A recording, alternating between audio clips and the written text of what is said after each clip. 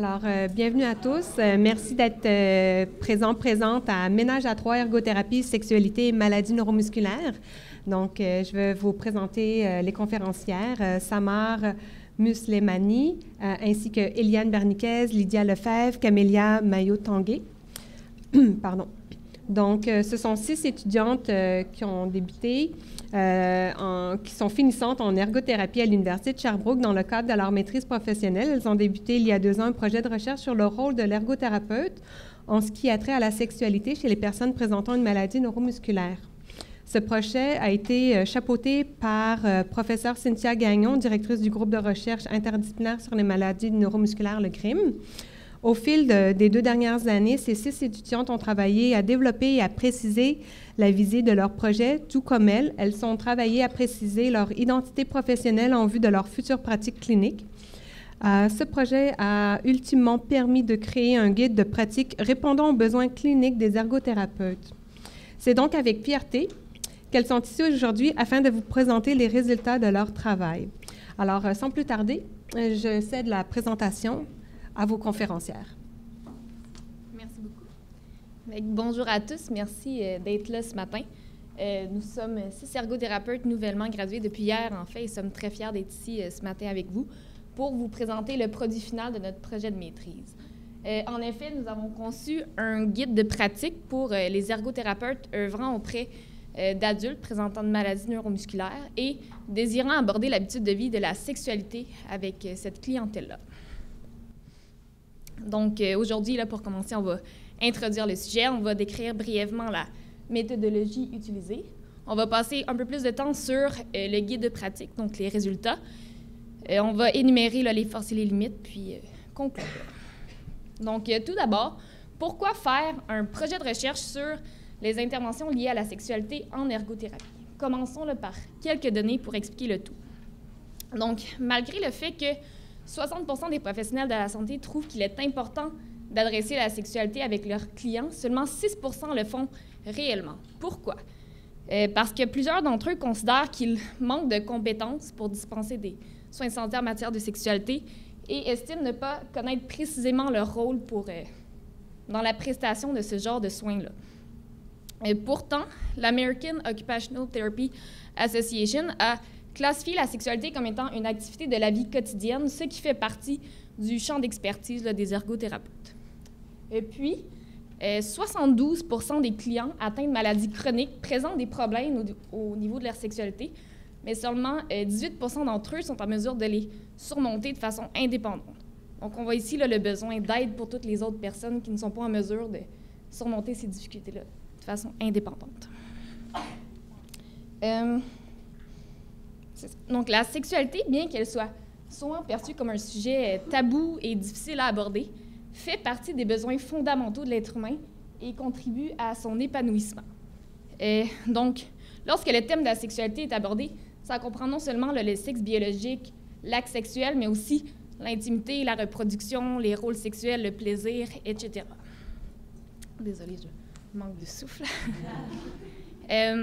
Puis, dans le contexte de pratique des ergothérapeutes qui travaillent avec la clientèle en maladies neuromusculaires, il y a l'enjeu que les atteintes présentes en maladies neuromusculaires, par exemple la perte de force, spasticité, perte de mobilité, les atteintes au niveau respiratoire, peuvent venir interférer avec l'accomplissement des activités liées à la sexualité.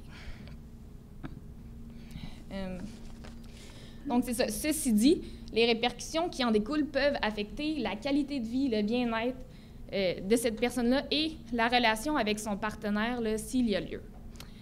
En effet, une raison souvent donnée par les professionnels de la santé pour expliquer leur faible niveau d'implication en matière de sexualité peut en partie être liée au fait qu'ils se sentent mal outillés ou peu à l'aise d'aborder ou de questionner par rapport à ça, car ils perçoivent le domaine de la sexualité comme appartenant au champ d'expertise d'un autre professionnel. Donc, considérant le besoin soulevé à ce jour, ce guide de pratique fut conçu afin d'outiller les ergothérapeutes en répertoriant et documentant un ensemble d'interventions propices à appliquer et des façons d'aborder la sexualité avec la clientèle atteinte de maladies neuromusculaires. Au niveau de la méthodologie, pour développer ce guide-là, Au début, on a fait une recension des écrits, donc une recension de la littérature grise et scientifique. Puis, suite à ça, il y a un premier jet du guide de pratique qui a été élaboré. Par la suite, on a envoyé ce guide-là à plusieurs ergothérapeutes qui travaillaient avec la clientèle en maladies neuromusculaires et ou en sexualité. Donc, en tout, on a fait 7 entrevues semi-structurées, puis un groupe de discussion focalisé qui comprenait 6 ergothérapeutes. Il y a une sexologue qui a aussi consulté notre guide de pratique avec laquelle on a fait une entrevue pour s'assurer qu'on n'allait pas empiéter sur leur rôle professionnel à eux et pour voir les avenues de collaboration potentielle. Donc, suite à chacune de ces entrevues-là, le guide a été révisé et bonifié pour en arriver au produit final, là, qui est le guide de pratique qu'on vous présente aujourd'hui. Donc, ce projet de recherche-là était qualitatif avec un devis descriptif, donc ayant pour but de décrire le rôle de l'ergo dans ce contexte-là. Comme cadre de référence, on a utilisé le profil de la pratique des ergothérapeutes au Canada, qui a été publié par l'ACE et qui comprend les rôles de professionnels, communicateurs, praticiens érudits, collaborateurs, agents de changement et gestionnaires de la pratique. Mais nous, dans le guide, avons mis l'accent sur le rôle d'expert en habilitation de l'occupation. Donc, ce rôle-là, on l'a abordé en fonction du modèle explicite, qui, lui, décrit 4 niveaux génériques d'intervention professionnelle adressant spécifiquement la sexualité des clients. Donc, c'est un modèle qui peut être utilisé par tous les professionnels de la santé qui désirent aborder la sexualité avec leurs clients et qui permet de cibler les interventions selon 4 niveaux. Donc, l'autorisation, information limitée, les suggestions spécifiques, puis les traitements intensifs. Donc, je vais poursuivre. Voici. Je vais poursuivre, dans le fond, avec le rôle et les interventions de l'ergothérapeute, dans le fond, tirées de notre guide de pratique. Donc, tout d'abord, avant d'intervenir, il y a des préalables. Quand on intervient en sexualité, il faut s'attendre à vraiment à faire face à des clients qui ont des pratiques sexuelles qui diffèrent des nôtres. Donc, ça ne va pas être tous des clients qui vont être hétérosexuels et que leur position favorite sera le missionnaire. On peut vraiment être face à des pratiques différentes, donc ça peut nous faire vivre des émotions et susciter des malaises. Dans le cadre où on veut donner une intervention qui est centrée sur le client et qui est dénuée de jugement, c'est important de faire une réflexion pré-intervention en tant que thérapeute et se questionner sur nos propres inconforts, sur nos malaises, et dans le fond, ça va permettre souvent d'y remédier. Dans le cadre où on ne serait pas en mesure de remédier à certains inconforts, on est mieux de référer à un autre collègue ergothérapeute ou à un sexologue pour ne pas brimer le client au final. Ensuite, un autre préalable, c'est vraiment le rôle de collaborateur, parce qu'on veut toujours favoriser une approche multidisciplinaire quand on intervient en sexualité. Dans le fond, en ce moment, les rôles des autres intervenants en sexualité restent à définir. Nous, c'est sûr qu'on s'est centré plus sur le rôle, la collaboration ergothérapeute et sexologue, étant donné qu'on a pu collaborer avec un sexologue. On est venu un peu mieux définir comment on pouvait collaborer avec les sexologues. Dans le fond, si votre milieu de travail comprend un sexologue, c'est sûr qu'on privilégie spontanément la collaboration interdisciplinaire. Mais on est venu avec des pistes de solutions dans le cadre où vous n'auriez pas de sexologue à votre milieu de travail. Dans le fond, on pourrait intégrer des rencontres interdisciplinaires de coaching clinique. Donc, une fois par mois, un sexologue vient avec l'équipe et on aborde les cas où on a intervenu, où on veut intervenir en sexualité. Donc, ça permet d'être plus orienté à ce niveau-ci. Et une autre piste de solution, ça serait de référer au privé. Et on peut continuer la collaboration avec référence au privé aussi. Donc, maintenant, on va aborder les différents niveaux d'intervention selon le modèle explicite. Donc, le premier niveau, c'est l'autorisation. C'est vraiment une étape qui est centrale dans l'intervention en sexualité parce qu'on donne la permission au client de parler de la sexualité. C'est souvent une étape qui est difficile en tant que thérapeute parce qu'on ne sait pas comment le faire, on ne sait pas comment parler de sexualité. Nous aussi, comme je parlais, on a des inconforts. Donc, on va plus vous diriger sur comment aller parler avec le client. Donc, premièrement, il y a 2 types d'autorisation, autorisation indirecte et directe. Donc, indirect, on n'est pas avec le client, c'est seulement d'avoir des dépliants ou des affiches, par exemple, dans la salle d'attente. Ça peut être aussi de remettre une fiche résumée des cibles d'intervention en ergothérapie qui va comprendre la sexualité, puis on peut faire un retour avec le client. Donc, le but de l'autorisation comme ça, c'est vraiment, dans le fond, de normaliser la présence de difficultés au niveau sexuel chez la clientèle MNM et de leur faire prendre connaissance qu'en réadaptation, on peut intervenir à ce niveau-ci. Ensuite, au niveau de l'autorisation directe, donc quand on est vraiment avec le client, on peut se baser sur différents outils d'entrevue clinique qui intègrent la sexualité. Donc, il y a la mesure canadienne du rendement occupationnel, l'outil d'évaluation multiclientèle, la mesure des habitudes de vie. Donc, qu'est-ce qui est vraiment important de se rappeler, c'est que aborder la sexualité, c'est notre rôle, c'est vraiment notre responsabilité. Donc, il ne faut pas prendre pour acquis que le client va nous en parler s'il y a des difficultés.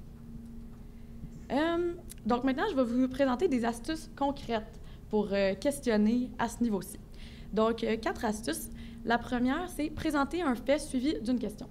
Donc, le fait peut être en lien avec l'évaluation ou en lien avec le diagnostic. En lien avec l'évaluation, par exemple, on pourrait parler au client qu'on a noté des difficultés au niveau du déshabillage, puis qu'à ce niveau-ci, ça peut entraver la pratique sexuelle. Et ensuite, on va questionner. Sinon, en lien avec le diagnostic, on pourrait dire, par exemple, les gens qui souffrent d'ataxie démontrent souvent des problématiques lors des relations sexuelles. Ensuite, on peut poser une question, par exemple, de quelle façon votre condition de santé a-t-elle affecté votre relation avec votre partenaire? Si vous consultez notre guide, on a une liste de questions là, que vous pouvez voir et choisir celle que vous préférez. Une autre astuce, c'est de graduer.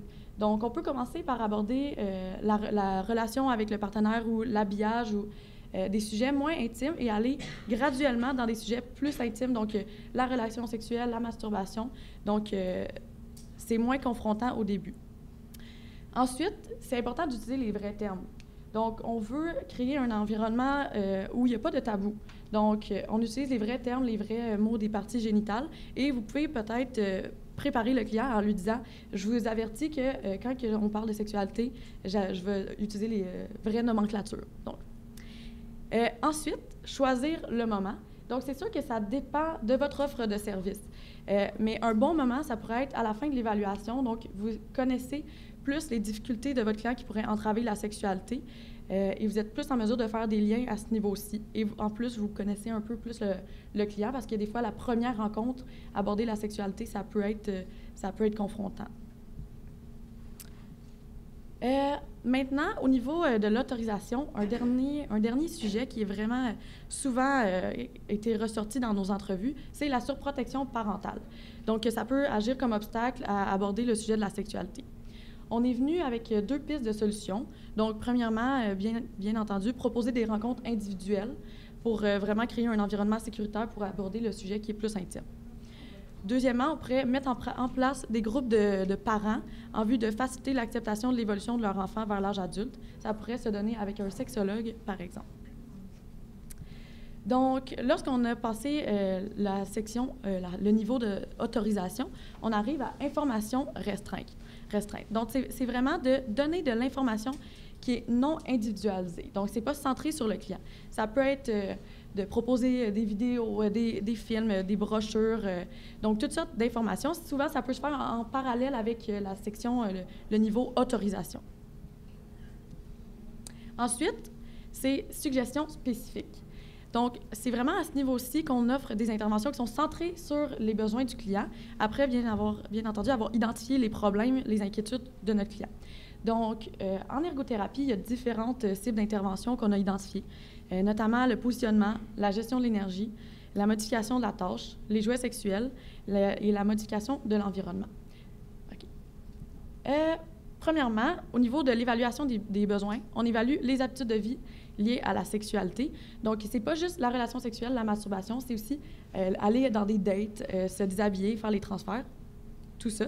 Et on évalue les déficiences et les incapacités. Donc, c'est possible d'évaluer niveau de fatigue, positionnement, transfert de soins d'hygiène, amplitude articulaire, force musculaire, sensibilité, et on peut faire des mises en situation à ce niveau-ci. Donc là, on va vraiment arriver dans les interventions. Tout d'abord, au niveau de la gestion de l'énergie, il y a différentes interventions auxquelles on peut penser. On peut explorer des positions qui sont plus passives, donc avec ou sans coussin de positionnement. Sur le dos, sur le côté, ça peut être face à face ou en cuillère, ou en position assise. Aussi, on peut explorer des alternatives à la pénétration, donc sexualité orale ou caresse, par exemple, et choisir des moments dans la semaine où le client a davantage d'énergie. On peut aussi favoriser des périodes de repos avant et après la masturbation ou la relation sexuelle. Donc, il faut aussi prendre en considération que lorsqu'il y a des présences d'atteintes pulmonaires ou cardiaques, il faut consulter le médecin pour vérifier s'il y a des contre-indications. Je vais vous laisser avec Lydia pour la suite des interventions. Alors ensuite, pour ce qui est de la modification de la tâche, on est allé identifier plusieurs pistes d'intervention possibles. Entre autres, on peut aider notre client à considérer en fait la tâche de déshabillage comme étant incluse, comme étant un acte sensuel en soi et donc comme faisant partie de l'activité reliée à la sexualité. Ainsi, le client peut en fait conserver davantage d'énergie pour la suite de l'activité sexuelle. On peut également aider notre client à organiser le déroulement de l'activité sexuelle, entre autres en planifiant la séquence des tâches ou en organisant d'aller à la toilette avant ou après l'activité, de planifier la séquence, de faire l'hygiène corporelle avant, de disposer des aides techniques ou du matériel. Également, il est possible de suggérer l'utilisation d'autres parties du corps quand notre client souhaiterait, par exemple, se masturber ou masturber son partenaire, mais s'il présente, par exemple, des faiblesses de préhension ou des faiblesses aux mains. Donc, dans ce moment-là, on peut proposer d'autres parties du corps et des alternatives comme ça.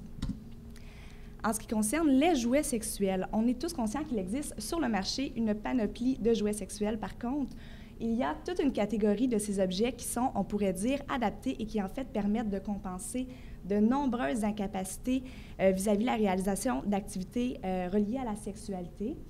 Par exemple, il existe des outils qui permettent de faciliter la pénétration vaginale ou anale, la masturbation, la stimulation de zones érogènes ou encore la variation des positions sexuelles. Alors, nous, on a voulu aller identifier quels seraient les rôles précis de l'ergothérapeute en lien avec cette catégorie. Premièrement, on en est venu à dire que l'ergothérapeute peut recommander des aides techniques qui permettent de compenser une ou plusieurs incapacités. De quelle façon ça peut se traduire? Comme Camélia l'a nommé un peu plus tôt, en collaboration avec le sexologue, il serait possible, par exemple, de se rendre directement dans une boutique de matériel érotique afin d'aller évaluer quel est le matériel auquel on a accès, qu'est-ce qui existe sur le marché, parce qu'en tant qu'ergothérapeute, c'est notre devoir de s'informer sur ce genre de choses-là.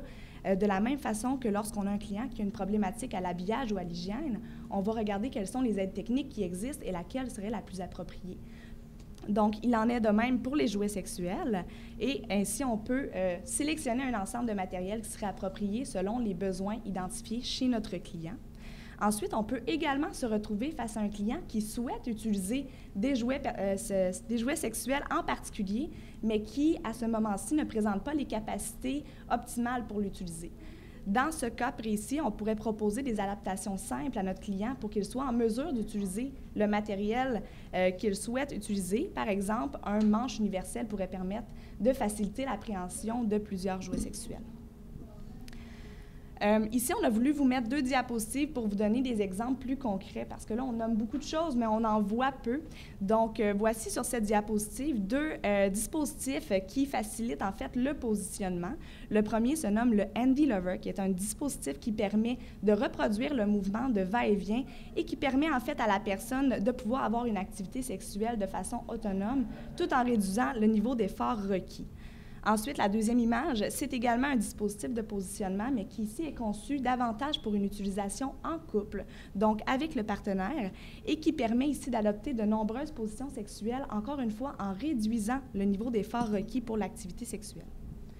Ici, nous avons les 2 premières images.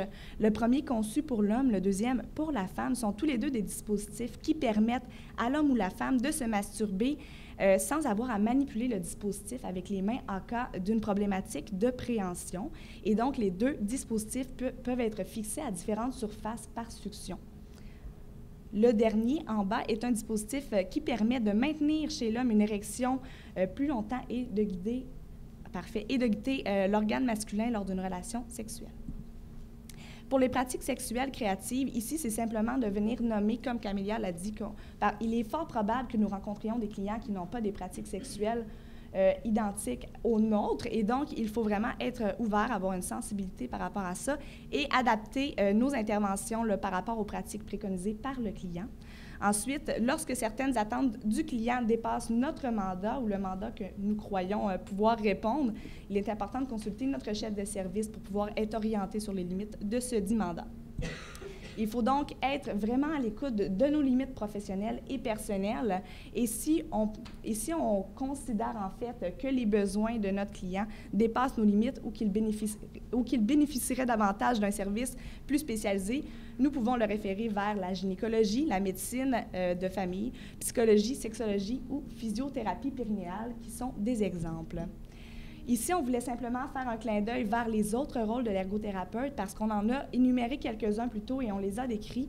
Toutefois, dans notre guide de pratique, chacun des rôles de l'ergothérapeute est décrit et mis en contexte avec notre sujet de recherche bien précis. Donc, nous vous inviterons à consulter ce guide de pratique qui sera disponible gratuitement pour en apprendre davantage. Déjà, rendu aux forces et limites de notre projet, alors je vais commencer par les limites.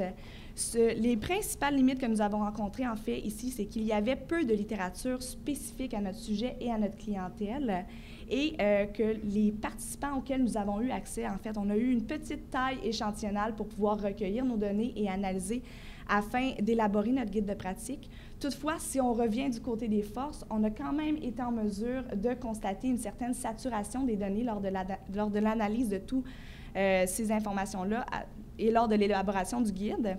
De plus, notre guide, c'est vraiment quelque chose de novateur et d'unique dans le domaine de l'ergothérapie. On est très fiers de ça. On a identifié, comme nommé par Eliane, que ça répond à un besoin qui est réel chez la clientèle et de même chez d'autres clientèles. C'est pourquoi on aimerait préciser que nous vous invitons vraiment là, à le consulter si vous avez envie d'intervenir en lien avec la sexualité, puisque de nombreuses informations dans le guide sont généralisables à d'autres clientèles, puisque les principes demeurent. Là, quand on parle de gestion de l'énergie, protection des articulations, positionnement, modification de la tâche, ça demeure des principes vraiment ergothérapiques.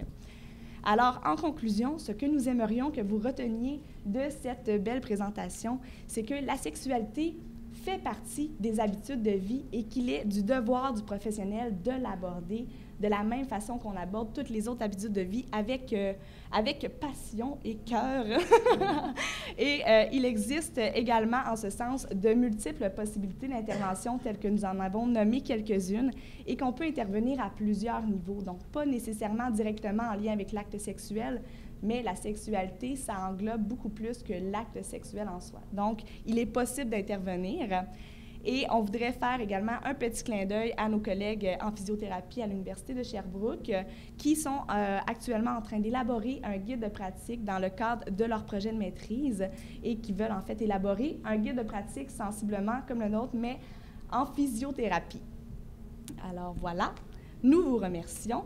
Et j'aimerais remercier Cynthia Gagnon du GRIM ainsi que l'Université de Sherbrooke et tous les acteurs qui ont contribué de près ou de loin à l'élaboration de notre guide. Et nous sommes maintenant tout oui à vos questions et commentaires.